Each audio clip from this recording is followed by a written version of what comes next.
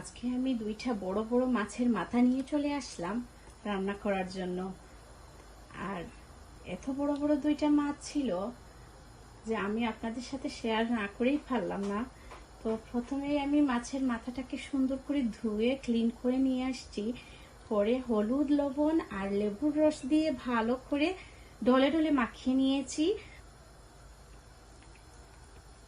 আর সাথে লবণও দিয়ে দিব যাতে মাছটার প্রতিটা কর্নারে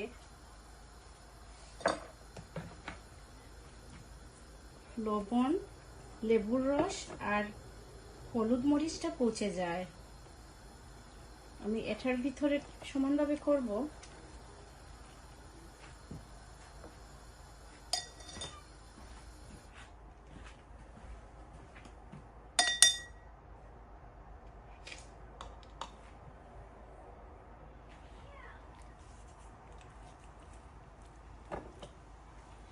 এটা হলো স্যালমন ফিশ।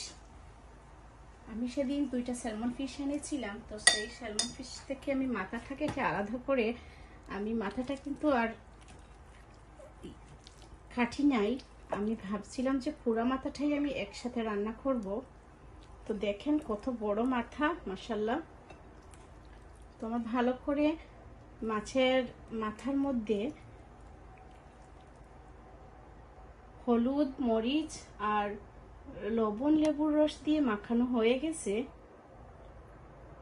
এবার আমি এটাকে হালকা ফ্রাই করে নিব। তো ফ্রাই করার জন্য আমি আগে থেকেই একটা ফ্রাই প্যান নিয়ে নিয়েছি আর তার মধ্যে তেলটাও গরম করতে দিলাম। এবার আমি মাছটাকে মিশিয়ে দিলাম।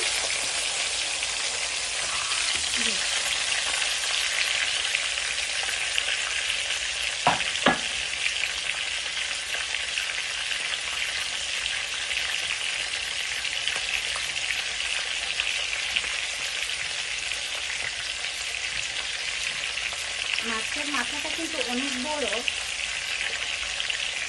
তাই একটু টাইম নিয়ে এক পাশ করে কিন্তু ফ্রাই করতে হবে। তাই প্রথমে আমি মাথার নিচের সাইডটাই ফ্রাই করতে দিলাম।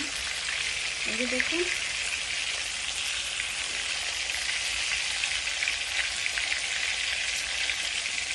এই কাজটা একটু সময় নিয়ে করতে হবে।